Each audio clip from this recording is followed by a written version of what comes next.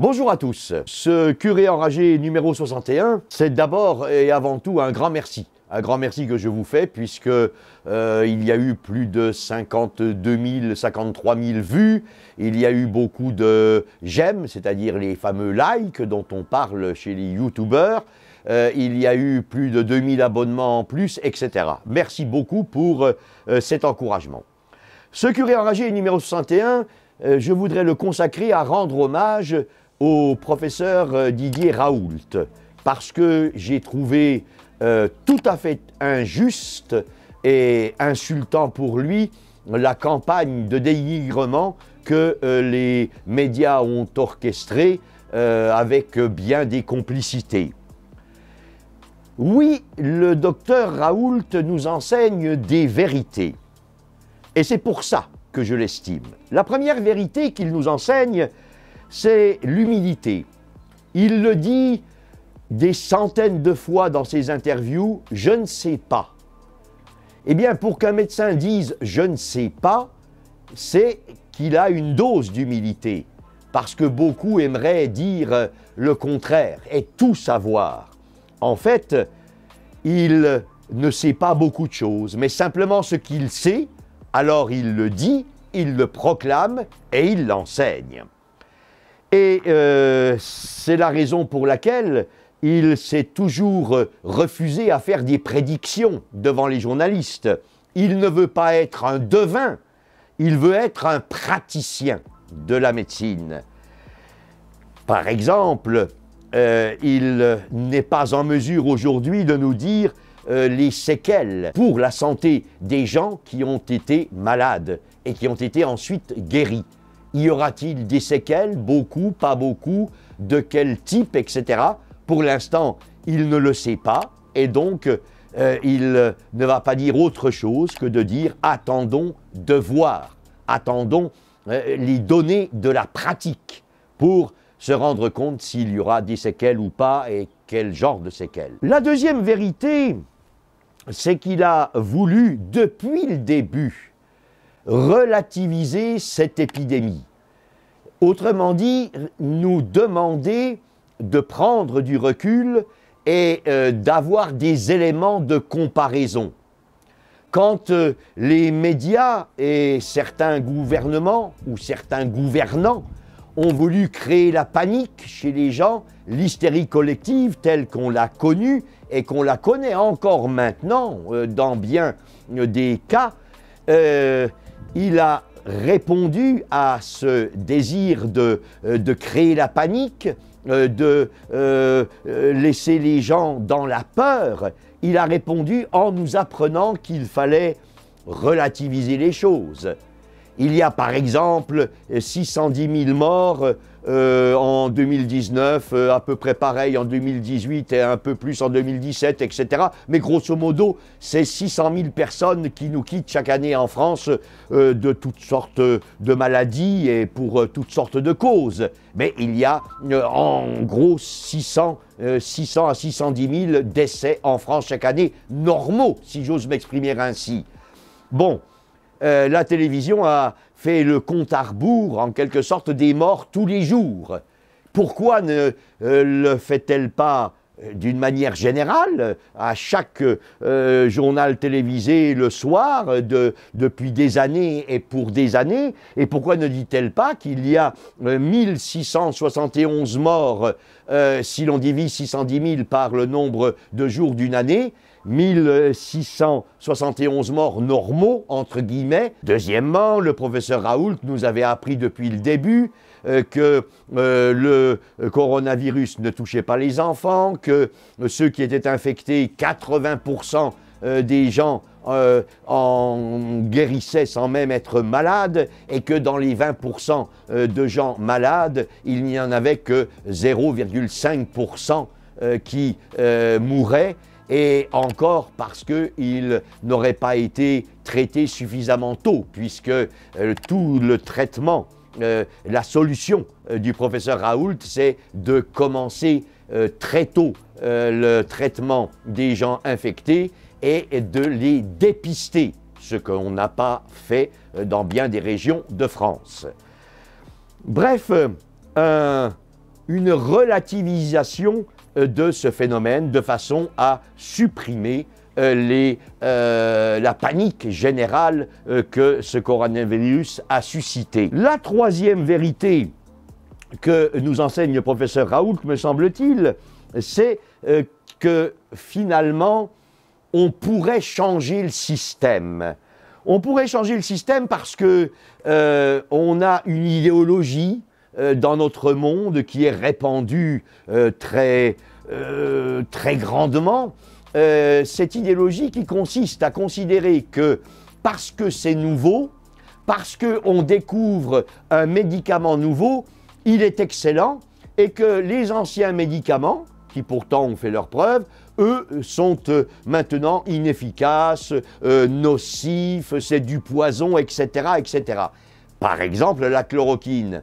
On sait qu'elle a été inventée il y a plus de 80 ans, que pendant 50 ans elle était en vente libre. Après, alors on nous a dit le contraire, on nous a dit c'est du poison, on nous a dit ça provoque plein de morts, 10% de morts, ce qui est totalement faux.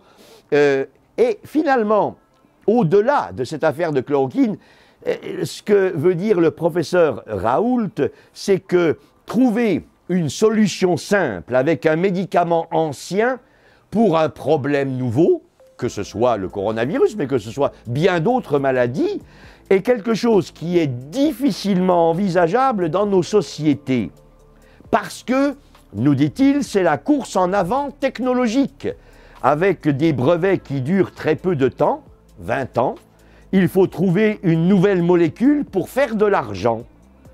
Tout notre modèle scientifique et économique est basé sur le développement de nouvelles molécules. Et finalement, c'est donc une affaire financière et culturelle. Là est, me semble-t-il, un des grands enseignements du professeur Raoult. Attirer notre attention et nous faire découvrir, pour beaucoup d'entre nous, que finalement, il peut y avoir des médicaments anciens, très peu coûteux, qui peuvent être utilisés pour d'autres maladies que celles pour lesquelles ils ont été utilisés dans l'histoire de la médecine. Et qu'ainsi, on pourrait faire baisser énormément les coûts de thérapie pour les malades, l'addition, si vous voulez, que l'on doit payer pour soigner les gens. Alors bien sûr, tout cela remet en cause tout le système pharmaceutique, le système de la recherche. Par exemple, on sait que l'OMS, en 1970, était financée à 80% par les États membres. On sait qu'à l'heure actuelle, c'est très exactement l'inverse. La majeure partie du financement de l'OMS est assurée par des sociétés privées, par des sociétés qui veulent du profit, par des sociétés qui veulent s'enrichir, par des entreprises ou des lobbies pharmaceutiques ou autres qui vont contrôler finalement l'OMS. Et il n'y a plus cette liberté de dire qu'on pourrait faire des recherches sur les vieux médicaments pour les utiliser dans bien d'autres maladies efficacement et qui coûteraient 3 fois moins cher ou même 10 fois moins cher que de nouvelles molécules qui ruinent la sécurité sociale et qui nous ruinent donc nous, puisque c'est nous qui la finançons, la sécurité sociale. Finalement, nous dit le professeur Raoult, seules marchent les molécules extrêmement chères. Et c'est là où il y a une idéologie qu'il fait apparaître.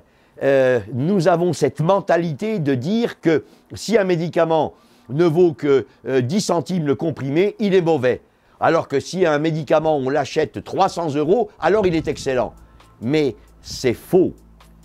Et finalement, le professeur Raoult de conclure comment développer une molécule qui n'est pas rentable. On ne sait pas le faire dans notre monde, je cite. Ainsi, cela est un véritable problème. Comment financer la recherche médicale pour lui permettre d'être indépendante et de ne pas être le levier d'un plus grand profit pour des lobbies financiers, pour Big Pharma, et pour bien d'autres sociétés qui vont faire et financer de la recherche, mais uniquement pour un enrichissement, et un enrichissement au détriment du bien commun et finalement de la santé du plus grand nombre. Quatrième vérité, au sujet de cette chloroquine, dont le professeur Raoult disait qu'associée avec un antibiotique, elle marchait très bien, dans la mesure où on prend le traitement suffisamment tôt, dès que la pathologie est décelée, et non pas quelques heures avant la mort, parce qu'à ce moment-là, rien ne marche plus, bien sûr. Alors, comment expliquer que ce journal, The Lancet, a fait paraître un article pour ridiculiser, pour mettre à plus bas que terre le professeur Raoult dans le traitement dont il a prouvé par des chiffres, par des observations, par des cas pratiques, dans la pratique même à Marseille, dont il a prouvé l'efficacité, la grande efficacité. Alors, il y a eu des mensonges qui ont été dits. Par exemple, on a dit que 10% des gens traités à la chloroquine mouraient, ce qui est totalement faux. On a dit qu'il y avait des centaines de personnes et des milliers de personnes qui étaient mortes de tachycardie ventriculaire, en particulier à Marseille, alors que c'est faux. Sur les 36 décès qu'ont connus les services du professeur Raoult, ces 36 morts, aucun de ces 36 morts n'est mort de tachycardie ventriculaire. D'abord parce qu'ils avaient réalisé à Marseille plus de 10 000 électrocardiogrammes et qu'on savait très bien que pour certains, il ne fallait pas de chloroquine et on l'a fait. Autrement dit, le taux de mortalité obtenu par le professeur Raoult, c'est 0,5%, ce qui est le taux de mortalité le plus bas au monde. Et on ose après critiquer sa manière de faire. Eh bien, pourquoi? Pourquoi? Me semble-t-il, il y a plusieurs raisons. Si le 22 mai, The Lancet publiait un article signé par 4 scientifiques, l'hydroxychloroquine associée à un antibiotique qui, soi-disant, provoquerait une surmortalité parmi les patients, et qui a fait que l'OMS a arrêté immédiatement les études en cours de traitement, que le ministre Olivier Véran suspend l'autorisation de donner ce traitement. D'où venaient ces fabuleuses fausses données?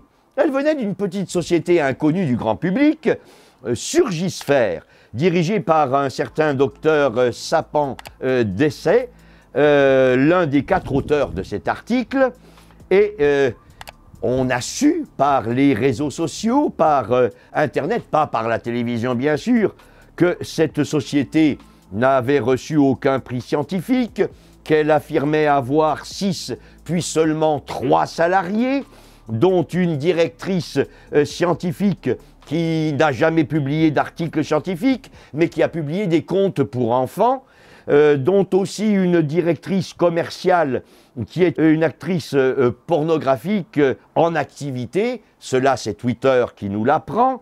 Rien n'a été démenti là-dessus. Et finalement, tout cela, toutes ces fausses informations, ces fausses statistiques ont fait que 3 des 4 auteurs ont finalement demandé à The Lancet de retirer leur article. Sauf bien sûr le fameux docteur Sapin Dessay, puisqu'il est le patron de Surgisphère. Alors, tout le monde se demande, moi comme vous, mais ce fameux The Lancet a-t-il été payé et par qui pour produire cet article? Alors, bien sûr, tout de suite, on constate que ces pieds nickelés ont foiré, comme dit le professeur Raoult. Et un de ses confrères, le professeur Froguez, professeur au CHU de Lille et à l'Imperial College de Londres, dit et je cite, « Je ne suis pas pro-Raoult, mais l'étude publiée par The Lancet, excusez-moi l'expression et la grossièreté, dit-il, c'est une merde. » Il l'a dit à FR3. Autrement dit, il fallait torpiller les essais en cours et tuer ce médicament. Et là encore, on voit que tout cela, finalement, est le produit de Big Pharma. Big Pharma qui finance 95% de la recherche mondiale. Les laboratoires pharmaceutiques, Gilead, AbbVie, etc. Et j'en parle, je pourrais en donner bien d'autres. Et qui font que, finalement, eh bien, on ne cherche plus d'une manière objective.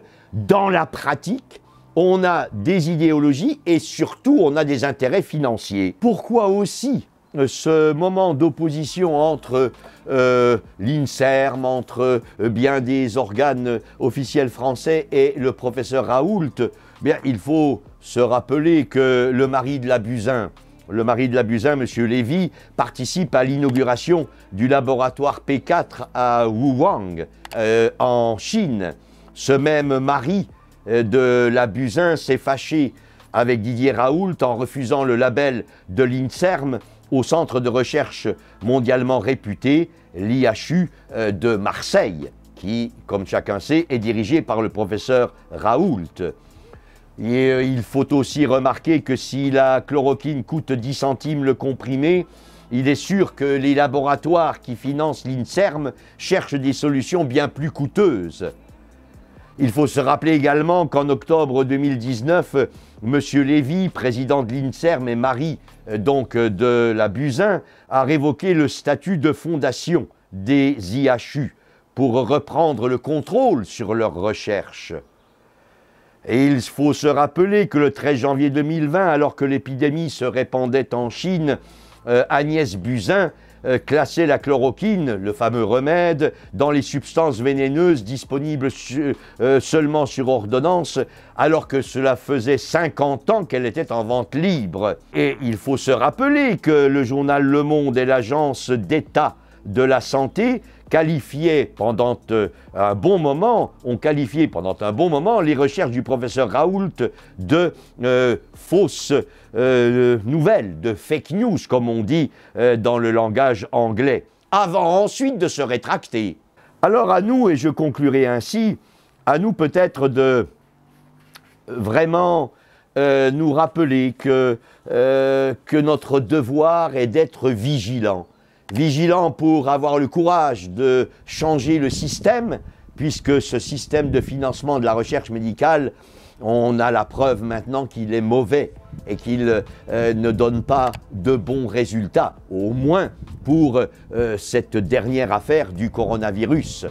Et donc, il s'agit d'être vigilant et d'essayer d'influer pour que ce système change et que la recherche médicale soit au service de la santé, du bien commun, de la santé du plus grand nombre, et non pas au service des grands profits et de l'argent, finalement. Alors voilà bien des vérités que nous a enseigné le professeur Raoult, qu'il en soit remercié. J'ai essayé d'en donner quelques-unes qui me paraissaient fondamentales. Eh bien, à nous de faire de l'après-coronavirus, c'est-à-dire de maintenant, un moment privilégié pour justement faire pression et faire que le système change, que l'on arrête les mensonges, la course au profit, finalement l'irrespect de la nature humaine, et que l'on puisse par là assurer à nos contemporains une plus grande humanité.